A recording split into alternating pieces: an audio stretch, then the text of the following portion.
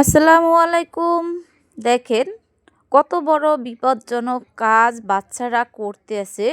এখানে বাচ্চারা ইঁদুরের গর্ত ছালাইতেছে।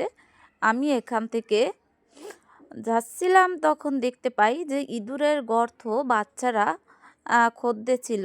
তখন যে ভয়ঙ্কর এখানে ওরা বলতেছে এর ভিতরে ধান পাওয়া যায়। মানে ওরা বলে মাল। আমি তো বলতেছি ধান, হ্যাঁ?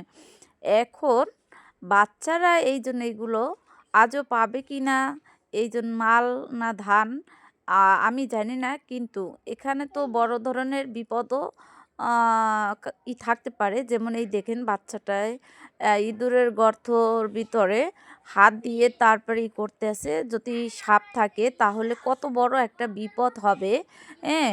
তাহলে আপনি দেখেন কত বড় বিপদ। কিন্তু এইগুলো সবসময় গ্রাম অঞ্চলের মা বাবারা আপনারা বাচ্চাদের প্রতি খেয়াল করবেন। এই যেমন বাচ্চাটা হাত দিতে আছে, কিন্তু এখানে যদি সাপ থাকে তাহলে দেখেন কত বড় ধরনের একটা বিপদ ঘটবে। এই দেখেন ওরা ওই গর্তর ভিতরে এই অবশেষে ধানগুলো পেয়েছে।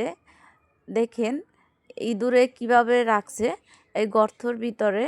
কিন্তু এই কয়টা ধানের জন্য কত বড় একটা বিপদ থাকতে পারে এই গর্তর ভিতরে, জীবনও যেতে পারে। কিন্তু আপনারা সবাই একটু যারা দেশ গ্রামে থাকেন বাচ্চাদের প্রতি একটু নজর দিবেন। কারণ এরকমের কয়টা ধানের জন্য একটা জীবনও যেতে পারে। কারণ এই ধানের জন্য এখানে কত বড় একটা বিপদ থাকতে পারে আপনারা নিজেরাও জানেন না। তাহলে এটা আপনারা এই দেখেন ইঁদুরের বাচ্চা, এই হ্রদের ভিতরে ইঁদুরের বাচ্চা পাওয়া গেছে।